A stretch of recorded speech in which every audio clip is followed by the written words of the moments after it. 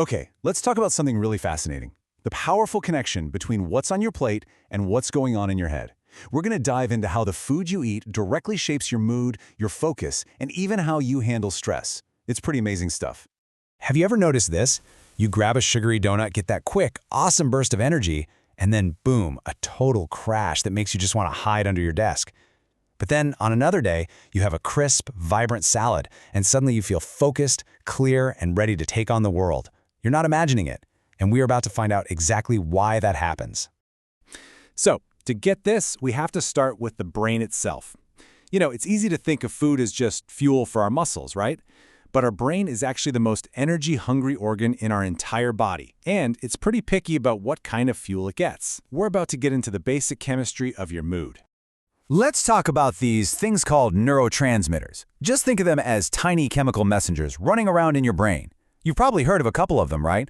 Like serotonin, that's the feel-good one, and dopamine, which is all about motivation. Well, these little messengers literally control your mood, your focus, your energy, everything. And here is the absolute key. They are built directly from the nutrients we eat.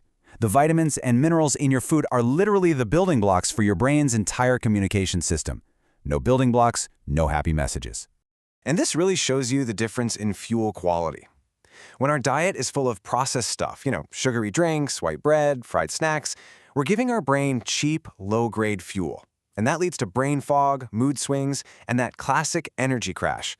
But on the other side, when we eat a diet rich in whole foods, we're giving our brain the premium fuel it's begging for.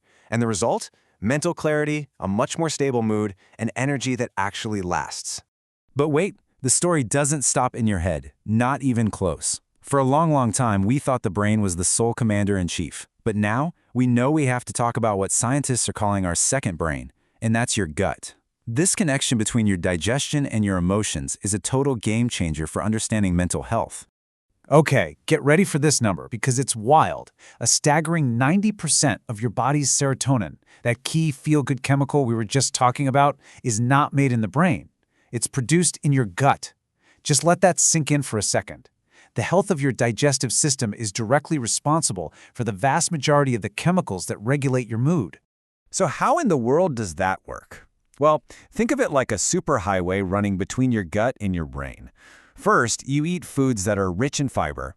Then, the healthy bacteria in your gut, that's your microbiome, they love that stuff. They thrive on it. As they break it down, they produce all these amazing compounds, including those mood-boosting neurotransmitters. And all of that sends a constant stream of positive information straight up that highway to your brain, influencing everything. All right, so we've covered the why. Now for the fun part, the how. Let's talk about actually building the ultimate mood-boosting plate. This is all about choosing the right foods for a happy, healthy mind, and I promise it is way easier than you think. Let's start with your brain's best friends.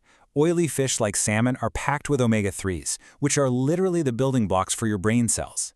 Berries are loaded with antioxidants that protect your brain from stress. Nuts and seeds give you healthy fats. And don't forget complex carbs from whole grains and fiber from things like beans. They give you a slow, steady release of energy that keeps your blood sugar and your mood nice and stable. Now for the flip side, the brain's enemies, the foods we want to limit. Sugary drinks and snacks, they cause that infamous energy spike and crash that just leaves you feeling cranky and irritable. Refined carbs like white bread do pretty much the same thing. And we now know that highly processed and fried foods can promote inflammation, which new research is linking directly to mood disorders. Now, I know what you might be thinking. Doesn't eating healthy cost a ton of money? Well, the answer is it absolutely does not have to. Canned tuna, eggs, and lentils are fantastic, cheap sources of protein. Oats, brown rice, and beans give you that sustained energy for pennies. And simple things like sunflower seeds, bananas, and carrots are packed with nutrients and super easy on the wallet. And look, this isn't just a nice idea. The science totally backs it up. Big clinical studies consistently show that people who eat more whole foods, think of things like the Mediterranean diet, have a significantly lower risk of developing depression. The link is real and it is powerful.